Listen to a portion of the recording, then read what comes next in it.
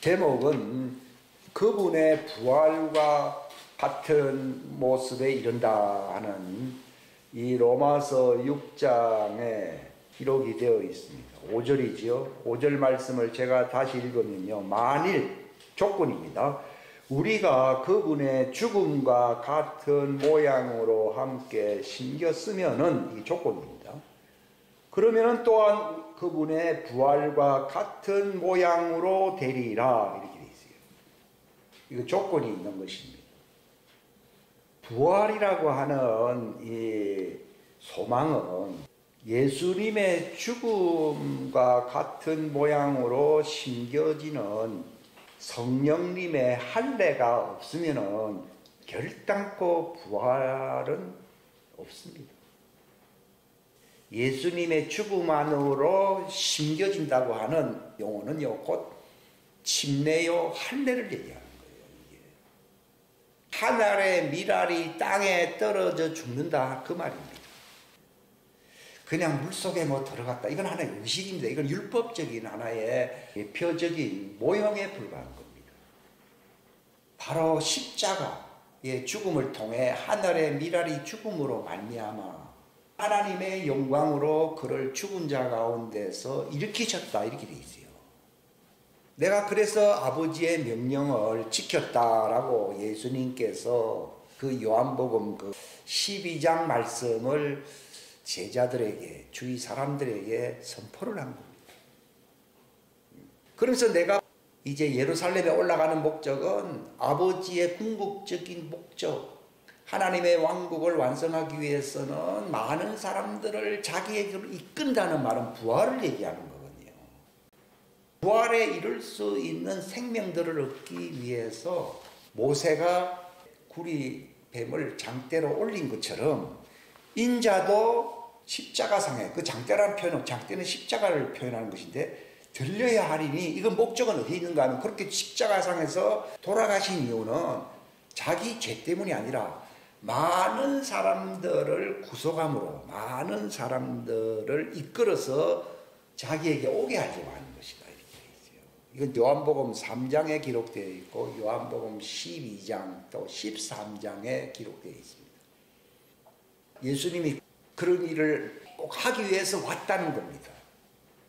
그저 이 땅에서 기적을 베풀고 사람들로부터 인정받고 제자들에게 그것을 좀 가르치기 위해서 오신 것이 주 목적이 아니라 아버지의 왕국이 완성되려면은 아버지가 정해놓은, 예정해놓은 사람들이 있는데 그들을 자기 수하로 이끌기 위해서 왔다는 겁니다.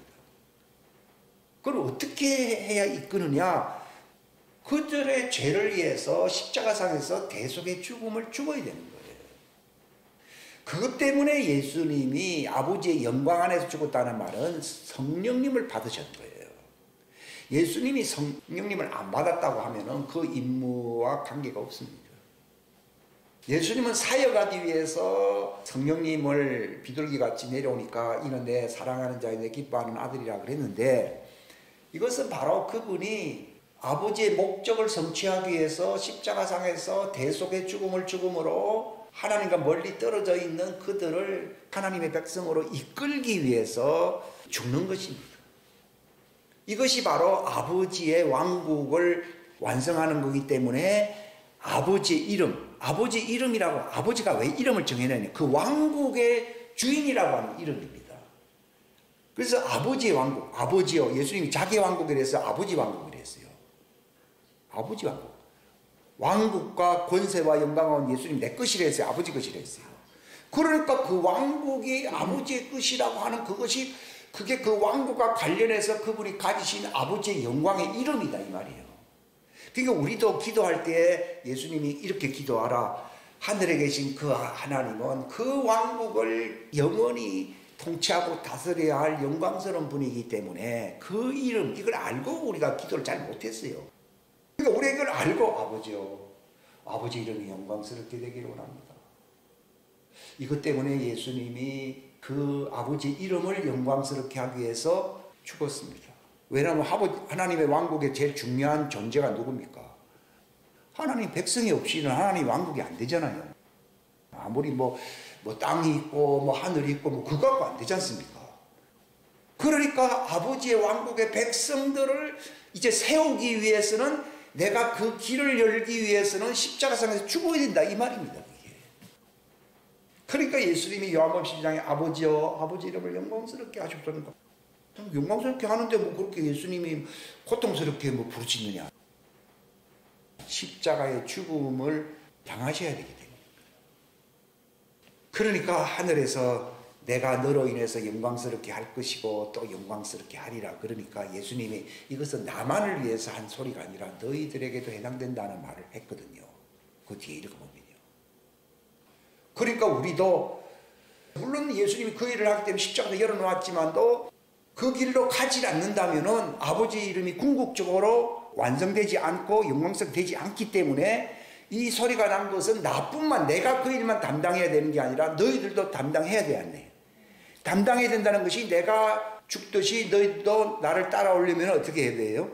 십자가의 죽음을 당해야 된다 이 말입니다. 그 뜻이라고. 너희들에게도 해당한다 그 말입니다. 그러니까 이 성령님을 예수님이 왜 받았느냐? 비둘기 같은 성령은 자기 죄 때문이 아니라 하나님의 왕국 백성들이 들어올 수 있는 길을 열기 위해서 휘장을 열어놓기 위해서 그분이 대속의 죽음을 죽는다는 것이 그게 아버지의 왕국의 이름을 영광스럽게 하는 거잖아요. 근데 이 소리가 난 것은 내가 그래서 너 때문에 영광스럽게 할 것이고 또 영광스럽게 또 하리라 그랬거든요. 두 번째는 누구 거라고요? 우리 거. 예수님이 내가 아버지의 명령을 지킨 것 같이 너희도 뭐라 했어요? 내 명령을 지키라고 그랬거든요. 내가 열어놓은 거는 아버지의 명령 지킨 것이고 내가 너희들에게 말하는 것은 이 길로 들어와야 돼 안 들어와야 돼요? 들어와야 된다는 너희들도 할례를 받아야 된다 이 말이에요. 십자가의 할례를 받아야 된다 이 말입니다. 이걸 알게 됩니다. 그러니까 예수님이 아무리 열어놓았다 하더라도 우리가 십자가를 지는 이 육신의 죄의 몸을 벗어야 돼요 안 벗어야 돼요? 이 벗는 할례를 받지 않는다고 하면은 예수님을 사랑하는 것이 아니고 예수님의 죽음을 헛되게 만드는 거예요.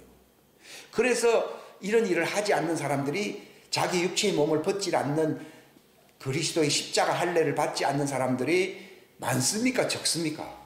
많지. 거의 대다수입니다. 아니 예수님이 십자가에 죽었습니다. 나는 구원받았습니다. 천만에요. 당신은 안 했다 이 말이에요. 철도청에서 철로를 깔아놨다고 해서 내가 서울까지 갔습니까? 아닙니다. 나는 돈 주고 표를 사서 그 길을 열어놓은 그 철로 위를 가는 백차를 타야 되듯이 바로 내가 십자가를 진다는 말은요 그 길로 간다는 것입니다. 내가 할례를 받아야 그 하나님의 왕국 안으로 들어갈 수가 있어요. 그러니까 내가 철로를 깎는 역사를 위해서 아버지 이름을 영광스럽게 하듯이 너희들은 십자가를 지고 나를 따라와야 되는 목적지에 이르게 되는 그 명령이 있어야 안 있어요? 그거 있다. 그걸 안 한다 이 말이에요. 그러니까 예수님이 내가 뭐 이 땅에서 당신이 죽었기 때문에 기적도 행하고 가르쳤다 그러니까요. 목적지에 오지도 않은 이 불법자들아, 십자가를 지지 않는 이 불법자들아, 나에게서 다 떠나가라 그랬잖아요. 너희들은 내 이름을, 그러니까 이제는 내 이름이라는 말이 그때서 나오는 거예요. 예수님은 아버지 이름이 그 뜻이었고 이제는 일자표를 타고 가는 것은 누구 이름이에요? 그건 예수님의 이름이에요. 그거잖아요. 그러니까 내 이름을 했는데 목적지 안 왔거든. 내가 널 안 왔으니까 모르잖아요. 주님의 이름이라는 게 뭐냐? 내가 할례 받아서 할례 받는 게 그 티켓을 사는 겁니다. 이걸 모르고 있기 때문에 사라고 되어 있거든요. 대가를 지불하라는 것입니다. 즉 성령님을 우리가 왜 받아야 되는지를 알고 육체의 죄의 몸을 벗어버리는 할례를 받아서 내가 예수님의 형상으로 새 사람으로 변화가 되어야 되는 것은 우리 몫입니다. 이것은 우리 몫을 안 하고 있는 거예요. 그게 예수 이름의 명령이에요. 그래서 예수님이요, 내가 아버지의 명령을 지켜서 아버지 사랑 안에 거하듯이 이제는 너희가 내 명령을 지켜서 내 사랑 안에 거하라. 이걸 알게 된 거죠. 그게 그 말이네요. 그러니까 아무리 예수님이 해놓은 것은 철도청을 세우고 철도를 깔아놓아가지고 아버지의 이름, 철도청의 이름 아버지 이름이잖아요. 왕궁하고 해놔도요. 초대장을 줬는데 뭘 했습니까? 바빠요. 난 누구 사업차 가야 돼요. 주인이 기뻐하겠습니까? 노하겠습니까? 노해가지고 저들은 내 잔치상에 들어올 수 없다. 이제는 길거리에 흩어져 있는 사람들에게 강제로 내 집을 채우라 이렇게 말을 했잖아요. 그런데 거기에 들어갔는데 어떤 사람은 뭐 계복을 입지 않고 들어온 사람이라는 거예요. 그게 무슨 말입니까? 자기가 그 대가를 지불해서 성령의 할례를 벗어버리고 흰옷이든 세마포를 입어서 안 입었어요? 안 입었다 이 말이에요. 대가를 지불해서 지불 안 했어요. 자기 십자가를 졌어요, 안 졌어요? 오늘날 그런 십자가 안 지는 사람들이 대다수이기 때문에 주님은 이 말을 자고하게 만드는 거예요. 그걸 십자가의 원수라는 말입니다. 그게 내 몫으로 내가 육체의 몸을 벗어버려야만이 누구와 같은 부활의 모습이 된다고요? 예수님이 부활했던 그 영광 속에서 예수님은 죽었지만 부활했잖아요. 했던 부활로 가는 길이다 이 말. 그러니까 예수님이 내가 그 길이란 말은 나와 같은 영생에 이를 수 있는 부활에 이르려고 하면은 하는 그런 뜻입니다. 이게. 그러니까 네 몫을 챙겨야 됩니다. 네가 네 몫을 해야 된다는 것입니다. 그걸 위해서 성령님이 오신다는 것입니다. 성령님이 받는다는 것은 뭐 은사를 받아서 기쁘고 즐겁고 내 어려운 삶이 이제 공고한 삶이 이제 열린다고 하는 그런 것 때문이 아니라 죄와 사망의 법에 매여 있는 육에 속한 내 혼이 이제는 죄와 사망의 법 아래에 있는 이 사망의 몸을 어떻게 해요? 벗어버린다 이 말. 벗는 거는 하나님의 몫이 아니라 내가 바로 예수님이 마지막에 주시는 성령님에 의해서 내가 들어갈 목적지에 도달할 수 있는 그 길을 가야 된다는 걸 얘기하는 겁니다. 그러니까 나를 따라오라는 얘기입니다. 어디까지 따라가야 됩니까? 예수님의 부활과 같은 그 영생에 들어가기까지 따라가야 되는 거예요. 즉 할례를 한 번만 받습니까? 계속 받음으로써 옷을 씻는 것입니까? 그 흰옷을 입은 사람이 옷을 씻었다고 했잖아요. 그걸 씻는 것이거든요. 근데 이 작업을 하지 않는다는 것입니다. 그래서 제가 지난번에 했던 이 할례의 이제 속편을 제가 말씀을 드리고 있는 거예요.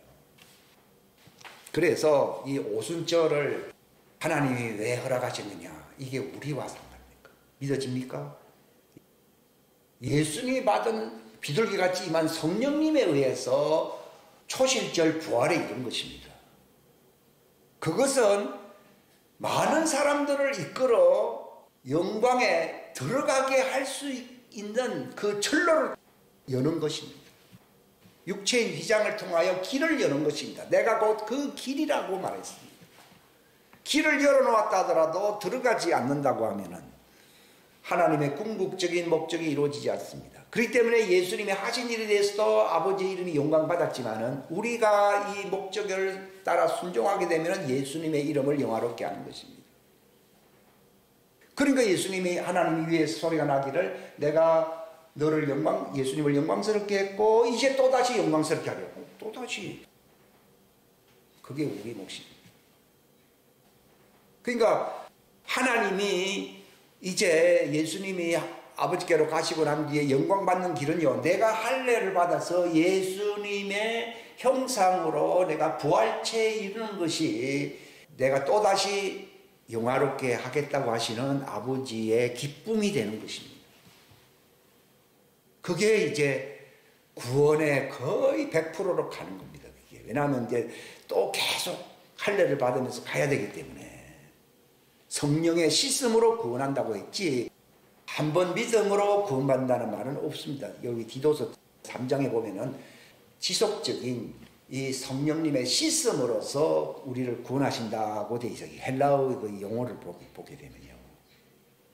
그렇기 때문에 예수님이 이제 아버지께로 자기는 뜻을 이루시고 십자가의 죽음으로 아버지의 갈 것을 그분은 알고 계셨잖아요. 그러므로서 이제 그날 밤에 예수님이 수건을 허리에 딱 동이시고는 제자들 집합 이렇게 나눠놓고서는 대야에다가 물을 탁 담아가지고서는 앉아있으라 그러면서 발을 씻어줬거든요. 베드로 차례가 되니까요. 이거 갑자기 예수님 왜 이러시냐. 이거 완전히 하인들 중에 하인들이 하는 일을 왜 예수님이 하시냐. 예수님 이러시면 안 됩니다. 내 발을 절대로 씻을 수가 없습니다. 이것은 바로 보혜사 성령으로 우리가 할례를 받아 죄의 몸을 벗고 부활체가 되어서 내가 아버지의 기쁨 영광이 되는 곳으로 가야 되거든요. 그걸 보여주려고 발을 씻어준 것인데 베드로가 그리하지 마옵소서 그러니까요. 네 말대로 내가 네 발을 안 씻어주게 되면은 나와 너와는 관계할 몫이 없다. 즉 관계 낫이다 이 말이야. 관계할 게 없다. 나하고는 관계가 없다는 거야. 그러니까 내가 지금 계속 씻거든요. 우리 찬송가에도 씻기어 있느냐 뭐 그런 노래가 있죠. 그거 지금 씻고 있어야 되는 거예요. 성령님의 오신 목적은 옛날 2000년 전에 그걸 끝난 것도 아니고 또 초대교회 때 한번 뭐 이런 역사가 끝난 것도 아니고 지금 내게 계속 부활체 점도 없이 흠도 없이 예수님의 영광스러운 부활의 모습이 되게 하려고 신부단장이라는 거예요. 그걸 계속 씻어줘야만이 결정적인 날 이리로 올라오너라 할 때에 하늘로 올라가게 되거든요. 근데 그런 사역, 그런 일이 내게 이루어지지 않는다. 예수님하고 상관없습니다. 대부분 다 자기 속에 하나님의 일이 이루어지고 있지 않지 않습니까?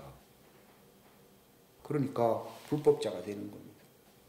그래도 천당은 갖고 싶어서 근데 왜 당신 옷을 안 입고 있느냐는 거예요. 안 씻었으니까. 씻어야만이 부활체라고 하는 빛의 옷을 입혀야 안 입혀요. 입혀주는 것인데 그걸 안 입고 있는 거예요. 여러분 지금 내가 예수님의 혼인잔치에 들어갈 수 있는 예복을 지금 내가 준비하고 있는지 그게 기름 준비하는 것인데 이게 오순절 성령은 성령의 기름 부음이잖아요. 신앙생활에 있어서 제일 중요한 것 중에 하나가 씻는 겁니다. 그게 얼마나 중요한데 예수님은 마다하지 아니하시고 그분이 천대받는 입장에 있을지라도 제자들의 발을 씻어주기를 원했던 것입니다. 내가 너를 씻어주지 아니하면 이건 성령 예수님이 하늘에 올라갔으니까 이젠 성령님으로서 육신의 죄의 몸을 쫙 벗어내서 깔끔하게 점도 없이 평강 가운데 나타날 수 있도록 신부 단장을 시키는 것이 성령님의 기름 부음이라는 거죠. 그게 내 속에 지금 이루어지고 있습니까?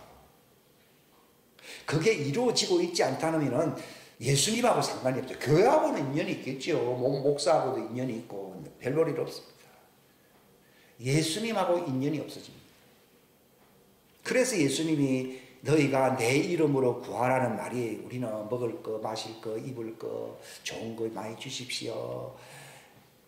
그래서 예수 이름이 아니고 내가 너를 완전하게 할 수 있도록 너를 나의 부활의 모습이 되게 하기 위해서는 너는 내 이름 안에서 내 이름을 영화롭게 하기 위해서 구하라는 것입니다. 그게 뭡니까? 성령님을 얘기하는 겁니다. 하나님의 왕국과 의를 구하기 위해서는 성령님을 구해야 됩니다. 왜냐하면 내가 하나님의 왕국에 합당한 자가 될 수 있게 하실 수 있는 유일한 분은 누구밖에 없습니까? 성령님입니다. 그렇기 때문에 내 이름을 안에서 내 이름을 위해서라는 뜻도 있거든요. 내 이름을 위해서 구하는 것은요. 성령님으로 할례를 받아 성령 침례를 받으라는 것입니다. 이게 일회용이 아닙니다. 성령 침례를 받으라는 것입니다. 그러면은 너희가 아버지의 예비하신 영광에 그쳐 새 예루살렘 성으로 들어갈 수 있다는 것을 말하라는 것입니다.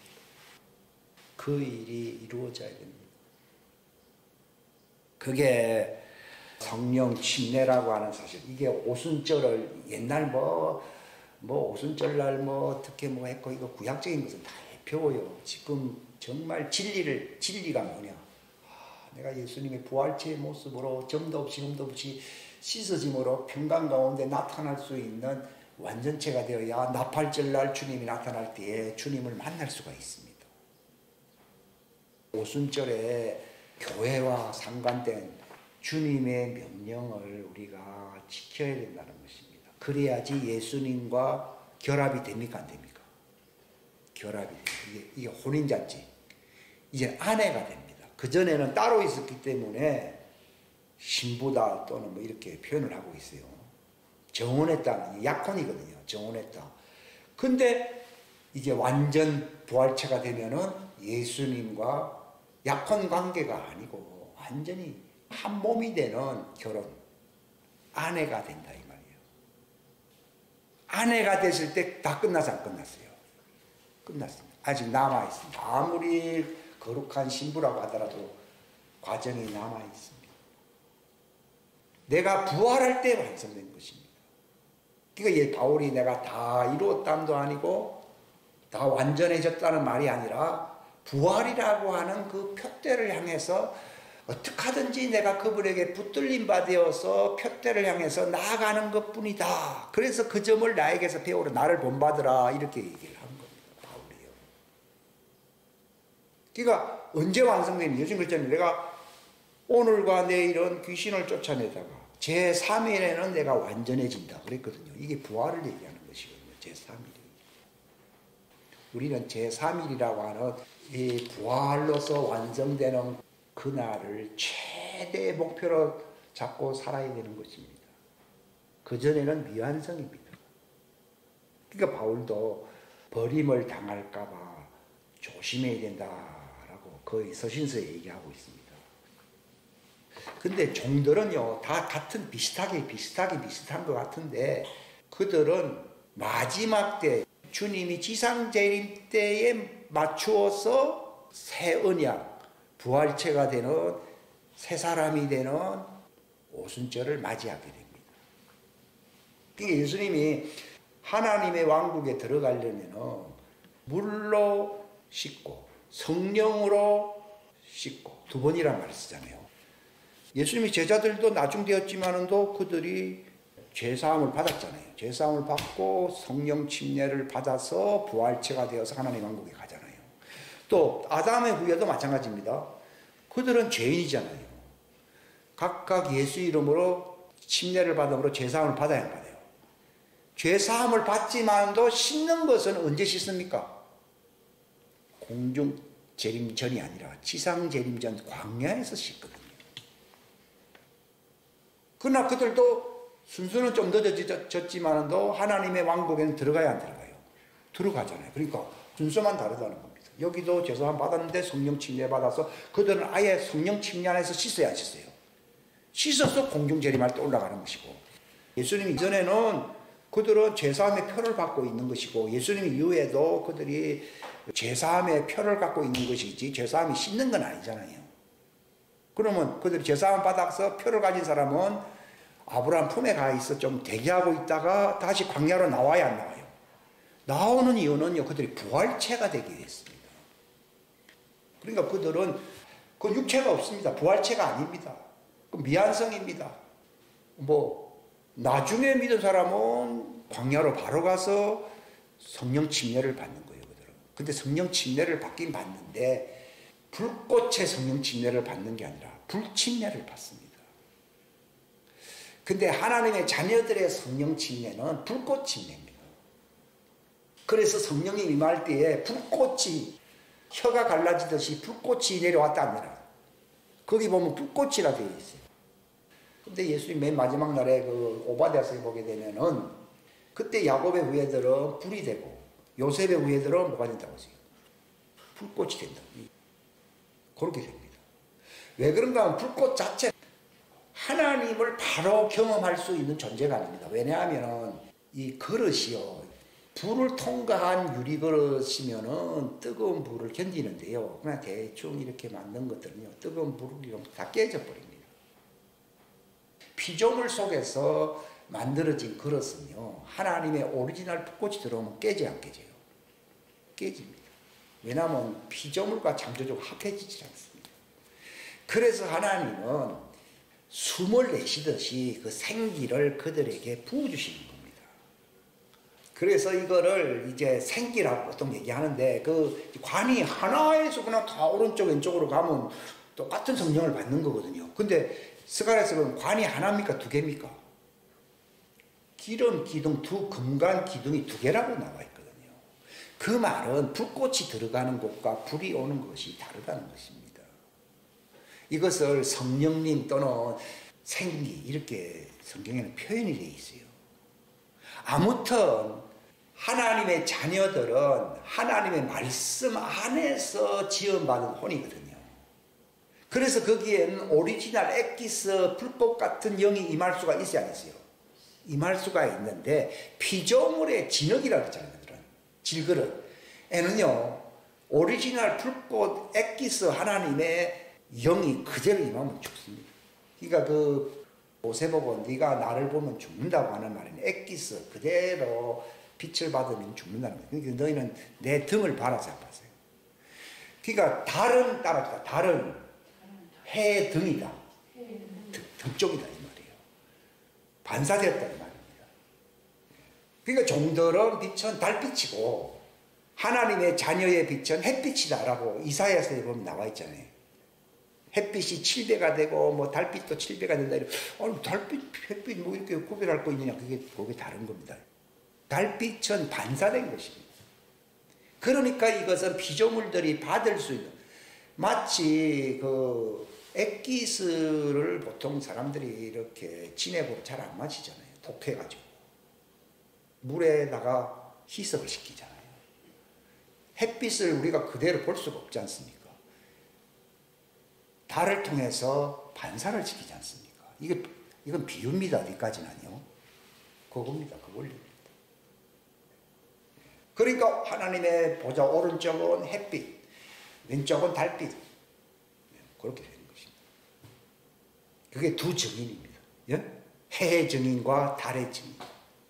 그러니까 한 여자가 서 있는데 머리에는 해를 뒤집어서 이게 신부를 얘기하는 것이고 또 발 쪽에는 달이 있다는 말은 그 다리 밑으로는 종들이 있다는 것을 표현하기 위해서 달이 있다 이렇게 표현합니다. 요한계시록 12장. 그러니까 예수님이 물로 거듭나고 성령으로 거듭나지 않고서는 절대로 하나님 왕국에 못 들어간다. 이건 하나님의 자녀만 해당된다고 그러면은 니고데모 같은 사람은 분명히 종인데 어떻게 그런 말을 그게 맞는 거예요. 그 이전에 그들이 예수의 이름으로 그냥 제사함을 받는 것은 그때 씻음 받는 게 아니라 나중에 씻음 받아야 받아요. 씻음 받는 기회가 하나님의 자녀들보다 늦습니까? 빠릅니까? 늦잖아요. 이거 처음 태어났는데 나중 되는 것이고 예수님 이후에 태어난 하나님의 자녀는 지상에서 아예 성령 침례를 받아야 안 받아요? 받잖아요. 그러니까 가는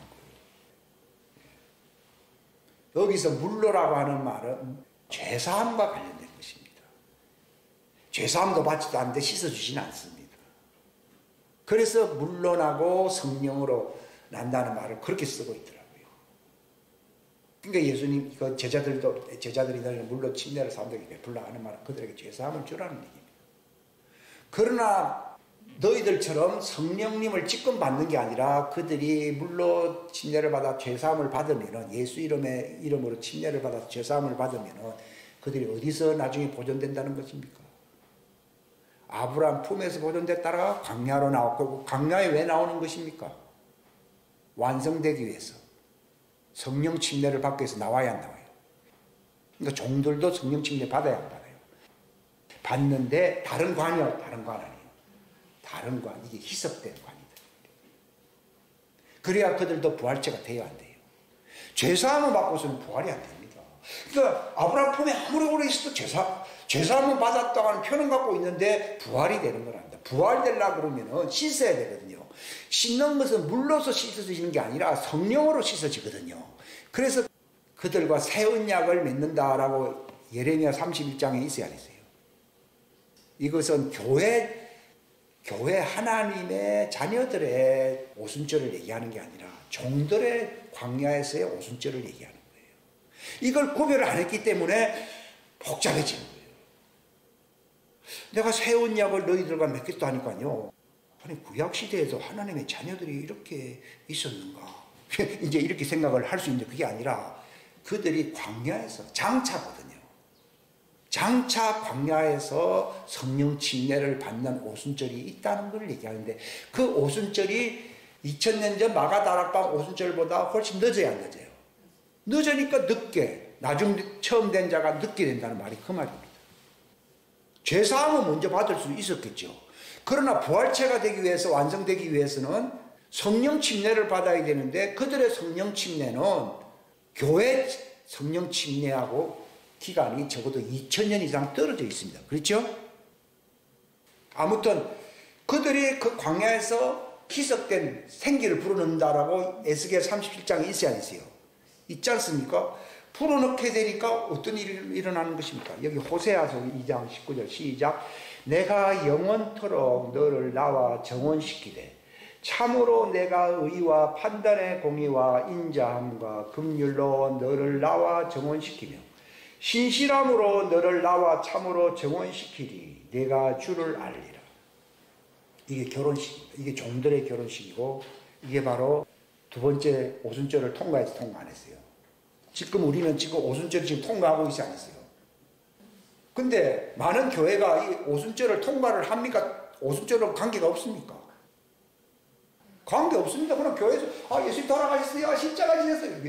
자기들은 전혀 상관이 없습니다. 이게 예수님이 내가 네 발을 씻어주지 않기 때문에 너와 나는 상관이 없습니다. 그러니까 내가 너를 모른다고 합니다.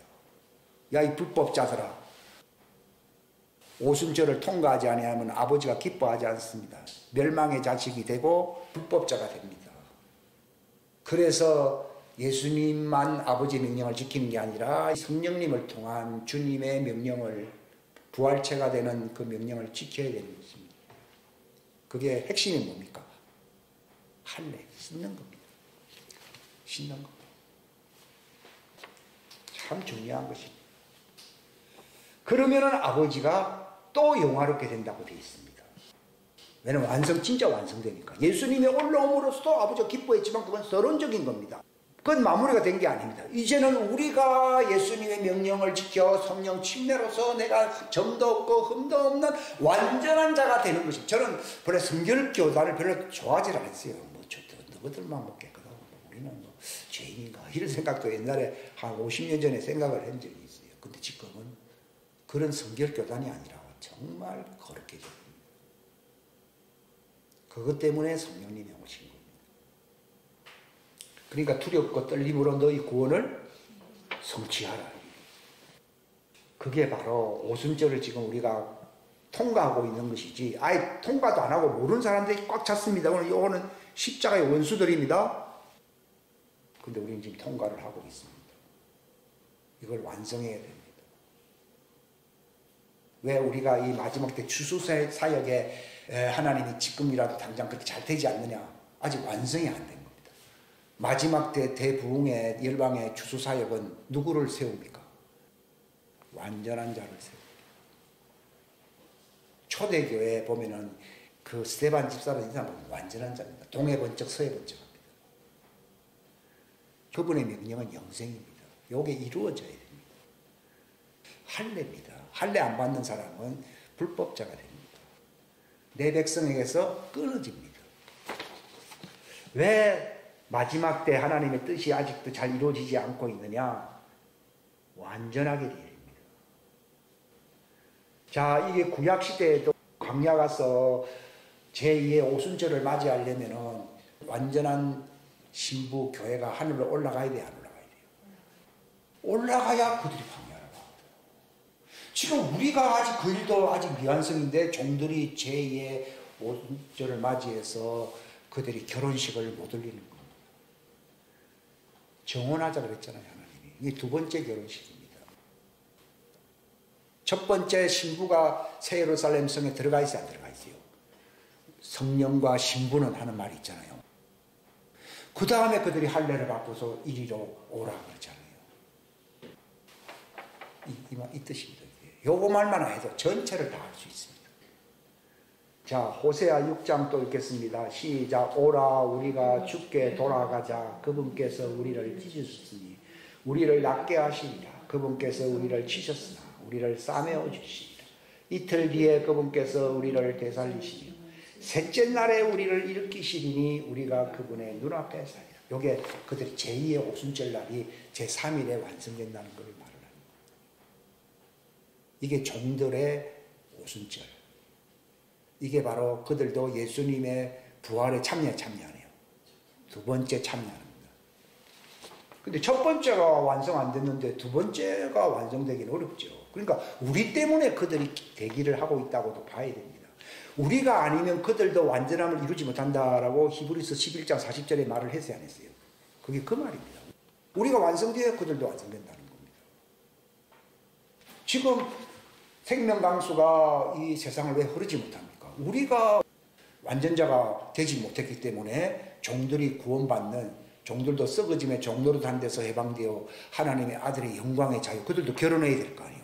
자유에 이르지 못하고 있는. 우리 때문이에요. 나 때문이에요. 그러니까 하나님의 자녀들이 자랑할 것도 없어요. 자기가 그 강수를 흘려보내는 작업을 하지 않는다고 하면은 나는 완전자가 아니에요.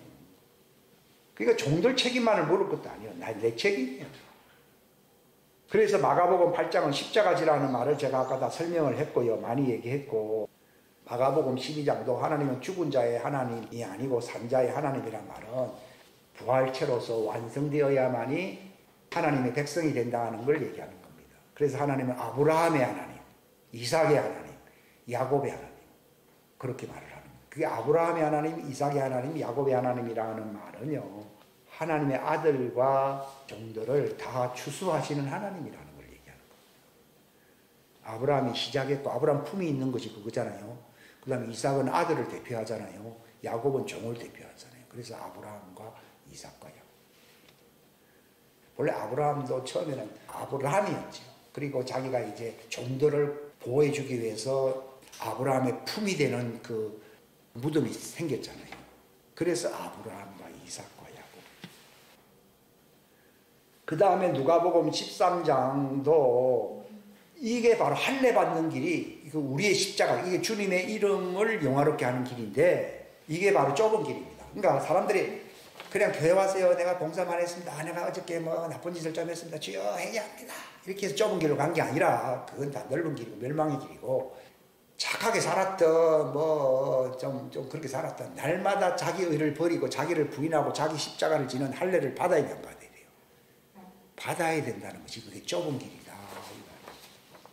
이 잘못 알면요, 금식하고 고행하는 것이 좁은 길이 될 수 있습니다. 이건 안 됩니다. 그건 고생만 하는 것입니다. 자, 요한복음 여기 말씀도 종들에게 한 말인데, 내가 이런 말을 하는 것은 너희들도 마지막 때에 무덤이 열린다 그랬잖아요. 마지막 때에 내 음성에 무덤이 열려 내 음성을 듣고 무덤에서 나온다고 되어 있잖아요. 이게 종들이 이제 광야로 나오기 위해서 무덤이 열려야 안 열려요. 아들들의 무덤은 언제 열렸어요? 예수님이 십자가 돌아가실 때 열린 거예요. 그래서 구약시대에서 그 사람들이 나온 거예요. 그래서 성령 침례를 받은 거예요. 그런데 종들은 나중에 예수님 지상 재림하기 전에 무덤이 열리고 내 음성을 듣는다고 했잖아요. 그때 그들이 할례를 받습니다. 씻음을 받습니다. 할례는 부활체와 관계됩니다. 그분의 죽으심과 연합이 돼야 돼요. 연합됨으로써 그분의 부활과 연합되는 할례를 받습니다. 종들도 마지막에 받습니다. 그래서 요한복음 5장에 나오는 무덤들이 열린다 하는 말은요, 예수님 때 열린 무덤도 있지만 또 마지막 때 열린 무덤도 있어요. 이걸 잘 아셔야 됩니다. 요한복음 6장에 있는 예수님의 살과 피를 먹는다는 말이, 사람들은 뭐 포도주 잘못 알고 다면요, 너희가 먹고 마심으로 취했다고 했잖아요. 이게 의식화되면 그렇게 돼 있어요. 신부들은요, 얼마나 포도주를 많이 마셨든지 잠에서 일어나지도 않아요. 근데 여기서 말하는 내 잔을 마신다는 말은요, 할례를 얘기하는 거예요. 예수님께서 이 잔을 내게서 지나가게 합사하면 내가 이 십자가의 할례, 이 죽음을 통과해야 됩니까 하는 걸 예수님 말씀하신 것이에요. 우리가 성찬식의 목적은요, 그 포도즙을 먹었더니 맛이 달달하고 좋네, 이렇게 말하면 그 성찬식은 실패한 겁니다. 예수님의 십자가의 할례가 내게 일어나야겠는데 잘못하면 그래 된다는 거예요. 많이 하든 적게 하든 효과가 별로 없습니다. 지금은 말씀을 통해서, 말씀을 통한 성령의 할례를 받는 시절인 것입니다. 그러니까 로마서 5장도 여기 인내를 이루라 했잖아요. 이 말은 인내라는 것이 골치 아픈 일이 있는데 내가 막 끝까지 참는다 이런 말이 아니고 할례를 끝까지 받는다 이 말입니다. 너희가 어려움을 당하거든요. 이게 바로 너희가 성령 침례로서 육신의 제대로 몸을 완벽하게 벗어버리는 기회다 이렇게 생각을 해야 된다는 겁니다. 하나님은 그 환난의 기회를요, 할례 받는 기회로 하나님이 선용하십니다. 그래서 그걸 끝까지 이루라는 말은요, 10년 지나야 된다, 20년 지나야 된다 그게 아니라 단 3년이 지날 수도 있어요. 너희가 할례를 100% 완수하여 완전 부활체가 되라 그 말입니다. 그게 인내를 이루라는 말. 인내도 완성되는 게 있어요. 인내가 끝없이 가면요, 기독교는요 더 이상 복음이 아닙니다. 죽어봐야 한다는 말밖에 안 됩니다. 바울처럼 할례 받은 사람은 내가 지금 주님께로 가는 게 더 낫다고 나와 있어요. 근데 그걸 모르는 사람들이 있기 때문에 가르치기 위해서 자기가 이 땅에 있는 거예요. 예? 그거는 경험 못하는 사람들이 많으니까. 그래서 기독교는 할례교입니다. 부활체로 완전 무결하게 이제 정화되는 존재가 되는 것입니다.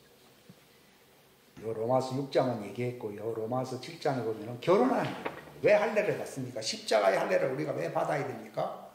목적이 딱 있습니다. 결혼하려고 하는 겁니다. 종들도 왜 무덤에서 또 끄집어내가지고 광야에서 그렇게 할례를 받게 합니까? 제2의 오순절을 맞이하게 합니까? 내가 너와 뭐 한다고요? 정혼한다, 혼인한다. 결혼하려고 해요. 그러니까 예수님에는 오른쪽에 있는 아내도 있고 왼쪽에 있는 아내도 있는 거예요. 둘 다 거느리고 있는 거예요. 그러니까 하나님의 왕국도 철저히 하나님의 집안 식구들로서 구성되어 있어요. 되어 있어요. 시민들은 저기 별들로 가야 할까요? 가고 거기 통치를 받는 거예요. 그러니까 종들하고 아들은요, 마치 예수님은 내 남편 되시고 나는 예수님의 신부가 된다. 그리고 결혼하잖아요. 그러니까 우리가 예수님하고 붙어서 결혼하여 구원받잖아요. 그런 것처럼 종들도 그저 적당하게 된 사람이 완전케 된 의인과 종들이 결혼이 됩니다. 예수님이 왜 제자들을 예수님과 함께 확 데려가지 않고 이 땅에 남겨놓았습니까? 종들과 결혼시키려고. 그래서 고린도전서 7장에 보게 되면은 남편 된 자들아 아내를 사랑하라는 말은요, 너와 혼인한 종들을 잘 보살피라 그 얘기입니다. 그게 무슨 뭐 이 땅에서 누구 남편 김씨 따라가고 이씨 따라가는 그런 걸 얘기하는 게 아니라니까요. 그래서 그걸 에베소 5장 30절에 내가 이 말을 하는 것은 그리스도와 교회의 신비를 말하는 것이다 라고 아니 결론을 내려놨잖아요. 내가 하는 말은 세상 뭐 그런 금실 좋은 뭐 아내와 남편 얘기를 하는 게 아니고 그리스도와 신부된 자들과 또 의인과 종들이 서로 결혼함으로써 교회는 이 땅에 예수님 가셨잖아요. 의인이 사도들이잖아요. 종들은 교사와 선지자들이 종이잖아요. 그러니까 바울이 항상 따라다닐 때 종들이 신라라든지 같이 따라다녔다는 거예요. 그 종들이 함께 따라다니죠. 바늘이 가는 곳에 실이 따라가잖아요. 그러니까 교회는 정상적인 교회는요. 그 아버지가 아들이고요. 어머니는 누굽니까? 종들로 돼 있는. 그러니까 아내들이요 남편을 이렇게 복종하고 말 잘 들으라 돼 있거든. 그러니까 이걸 잘 악용해가지고 말 안 듣는 이 아낙네들이요 하면서 이제 남존여기 사상으로 이제 가게 되는데 그게 그 말이 아니고 종들이 구원받으려면은 의인들의 사도 베드로와 같은 바울 같은 그들의 말을 잘 들어야 한다는 거예요. 그래서 헌금을 누구의 발 앞에 뒀다 했어요? 사도들의 발 앞에 뒀다. 그건 왜 그런가 하면은 교회 구조를요. 그 머리는 예수님이지만은 남편과 아내로서 구성되어 있는 거예요. 남편 된 자들아 내 아내를 사랑하라 하길래요. 언제부터 이렇게 금실 좋은 가정을 만들려고 이 바울이 애썼는가? 그게 그 말이 아니고 믿지 않는 아내라 할지라도 믿는 남편 때문에 거룩해진다는 말이에요. 그들이 그 복음을 들으니까 거룩해져야 안 들어요. 또 어디에는 보면은 남편이 아내로서 거룩해진다는 말은 그게 무슨 말인가 하면 거기 남편은 종을 얘기하는 거예요. 그래서 남편들아 아내들아 하면서 또 믿지 않는 남편이 아내로 인해서 거룩해지고 또 믿지 않는 아내가 남편으로 인해서 거룩해진다는 말이 그게 성별 구별이 아니고 복음으로 그리스도의 아내 될 자들에게 속해야만이 종들도 거룩하게 된다 이 말입니다. 그러니까 저기 새 예루살렘에 올라가니까 이 종들이 이 오른편에 있는 자들을 바라봐야 안 바라봐요. 이렇게 바라보는 거야. 저 사람들이 우리 남편이 있구나. 그걸 얘기합니다. 그게 초대교회는 확실했기 때문이에요. 우리는 여자고 종들이고 저 사도들이 남편이고 남자라니까요. 헌금을 그 발 앞에다 탁탁 두는 거예요. 그러니까 베드로가 탁 나오니까 거기 백부장이 땅에 엎드려서 안 엎드렸어요. 땅에 엎드리라 그러니까요. 일어나라 그랬어요. 왜냐하면 그들이 종이 아니고 누구예요? 아들. 그들에게 성령이 임해서 안 임했어요. 그러나 성령 받기 전에는 종이잖아요. 그것은 교회에 위계 질서, 어떤 뭐 집사, 장로 무슨 위계 질서를 세워서 복종하는 게 아니라요. 이걸 아는 사람은 저가 내 남편이다. 그러면은 그들을 따라 같이 예수님의 왕국으로 들어갑니다. 예? 같은 집안이니까. 아내들이요, 남편들의 말을 순종하라. 이건 종들아, 사도들의 말에 순종해라. 이건 교회가 신부들의 머리가 된 것처럼 그 남편이 너희들의 머리가 된다는 말이, 그게 교회가 그렇게 구성이 되어서 위계질서 속에서, 요즘은 뭐 전통 따지고 뭐 급수를 따지고 선후배 따지고 이런 것은 교회가 아닙니다. 이것은 성령 침례를 받은 교회 속에 있지 않습니다. 주님의 몸의 가족 교회에 있지 않습니다. 그러니까 내가 억지로 아이고 뭐 선배니까 아이고 목사님 이렇게 하는 게 아니라, 사도들의 발 앞에 베드로가 지나가니까 두려워하면서 그의 그림자라도 덮이기를 바랬잖아요. 그 그림자에게 덮인 자는 무슨 병에 걸렸든지 다 낫는다 그랬잖아요. 그러니까 그게 초대교회입니다. 기도하겠습니다. 하나님 감사합니다. 귀한 시간 주셔서 감사합니다. 교회의 질서와 구조가 어떻게 초대교회 때 형성되어 있는지를 알게 하여 주시기를 간절히 바랍니다. 오순절을 이제 우리가 3주 후에 맞이할 터인데 하나의 지나가는 행사처럼 맞이할 것이 아닙니다. 예수님의 오순절은 비둘기같이 임한 성령님에 의해서 세상 사람들의 죄를 대속하기 위해서 십자가에 죽은 것입니다. 그래서 땅에서 들리면 많은 사람들이 들어갈 수 있도록 길을 여신 것입니다. 그래서 아버지가 예수님을 사랑하셨다고 말했습니다. 그러나 예수님은 내가 아버지의 명령을 지켜 사랑 안에 있는 것처럼 너희들도 내 명령을 지켜 내 사랑 안에 거해야 된다는 말이 무슨 말인지, 이것이 우리의 오순절을 제대로 통과해야 된다는 것을 말을 하는 것입니다. 그리함으로 주님의 이름을 영화롭게 하고 아버지가 영광 받을 수 있는 그 왕국의 완성, 새하늘과 새 땅을 열 수 있는 그 아버지의 영광스러운 이름이 이루어질 수 있는 그 책임을 우리가 다 해야 된다는 것을 예수님이 말했습니다. 나를 따라오려면은 각자 그 할례를 받고 너희도 나와 같은 부활의 모습이 되어야 될 것이라고 주님이 말씀하셨습니다. 우리의 이 말씀이 진정 내게 어떤 의미를 가지는지 확실히 깨닫게 하여 주옵소서. 감사하고 예수님의 이름으로 기도하옵나이다.